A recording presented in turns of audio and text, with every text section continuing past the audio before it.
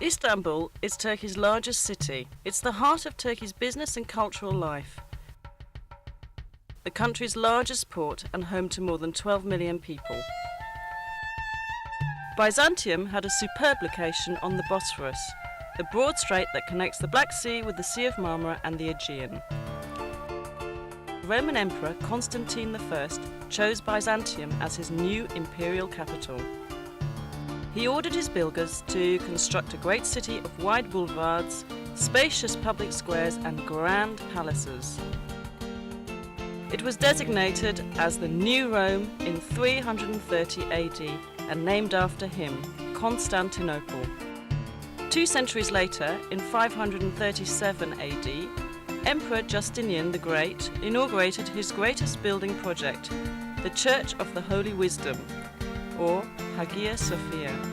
Set on a hill overlooking the Bosphorus, right where the pagan temple of Byzantium once stood, the great church was the largest and most magnificent building in the entire world at the time. The Byzantine Church of the Holy Saviour of Ankara, built in the 11th century, is very different. A small, beautifully decorated church that was built as the centre of a monastic complex. Located near the city's massive land walls, it boasts the finest Byzantine mosaics in the entire region. The frescoes in the Paracelsian chapel were the product of a new Byzantine art movement, which paralleled the Italian Renaissance. The church is now a museum. Near Hagia Sophia was the city's hippodrome, a place for public games, tournaments, chariot races and special events. Along its spina, or central dividing line, are the great relics of the past. An Egyptian granite obelisk brought by ship from the Nile. A bronze serpentine column, once topped by 3 serpent heads. The column of Constantine, which in Byzantine times was covered in plates of gleaming bronze. The armies of Sultan Mehmet II conquered the imperial city in 1453, putting an end to the Byzantine Empire. The Ottoman sultans beautified their new capital, constructing great buildings that rivaled those of the Byzantines. The Blue Mosque, built by Sultan Ahmet I in 1616, was set next to Hagia Sophia so that people could compare the 2 artistic achievements.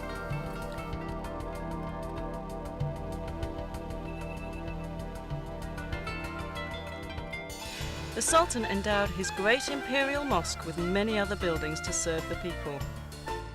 Fountains, a health clinic, a soup kitchen for the poor, a Turkish bath, a theological seminary, living quarters, shops and storehouses. Topkapi Palace, known as the Seraglio to Europeans, was the home of the imperial family and the centre of the empire's government. Constructed between 1465 and 1478, it was expanded and modified dozens of times over the next 4 centuries. It is a beautiful, livable place of gardens, pavilions and sumptuous royal chambers. Many of them are decorated with priceless Turkish tiles. The most popular section of Topkapi is the Imperial Harem, legendary for its luxury, romance and intrigue. Mozart wrote his famous opera, The Abduction from the Seraglio, about it, and many other artists have let their imaginations fly with visions of what went on there.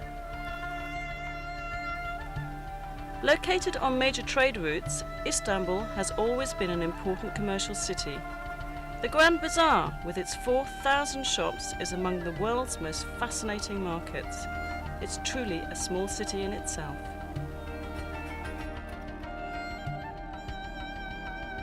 Nearby on the Golden Horn is the Egyptian or Spice Bazaar, known in Ottoman times as the place to buy exotic spices and herbs to be used in cooking or as traditional medicines. Crowning a hill overlooking the city is the Süleymaniye, or Mosque of Sultan Süleyman the Magnificent, the largest of Turkey's imperial mosques. Built for the empire's greatest sultan, it is the masterwork of Mimar Sinan, Turkey's greatest architect. The region around Istanbul is filled with fascinating places to visit on day trips. Take a fast ferry boat voyage south across the Sea of Marmara to visit Iznik, known in ancient times as Nicaea. Iznik is known today for its agriculture, but it has a deep romantic history. Ancient Nicaea was an important political, cultural and commercial city surrounded by powerful city walls which survive to this day. The early Christian church held two important ecumenical councils here. At the first council of Nicaea, held in the year 325 at the church of Hagia Sophia, theologians set the stage for the adoption of the Nicene Creed. A short drive south of Iznik brings you to Bursa, a large and growing city clinging to the side of the Bithynian Mount Olympus. Bursa was already ancient when, in 1326, the Ottoman sultans chose it as the first capital of their rapidly expanding empire. They beautified their new capital with fine public buildings, including the Ulu Cami, or Great Mosque. Dating from 1396, it is the oldest Ottoman mosque still standing. A quarter century later, the Green Mosque was built. Its style is different from that of the Arab-influenced Ulu Cami. The Green Mosque and neighbouring buildings, a royal tomb, a theological seminary and a soup kitchen for the poor, give us a glimpse of what Ottoman architecture would achieve during the coming centuries. Since ancient times, Bursa has been at the centre of Anatolia's silk trade.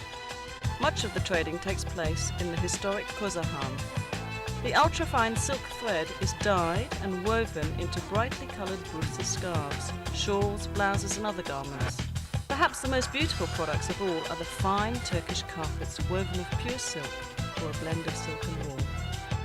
West of Bursa's city centre is the suburb of Çekirge, famous for its hot mineral springs. The Romans enjoyed these baths, as did the Ottomans, who restored and improved the facilities. And in a few hours you'll arrive at the Dardanelles, the historic strait which connects the Aegean and Mediterranean seas with the Black and Marmara seas. During World War I, Winston Churchill sent a huge Allied fleet to force its way through the Dardanelles in order to capture Istanbul and reopen the sea lanes to Russia.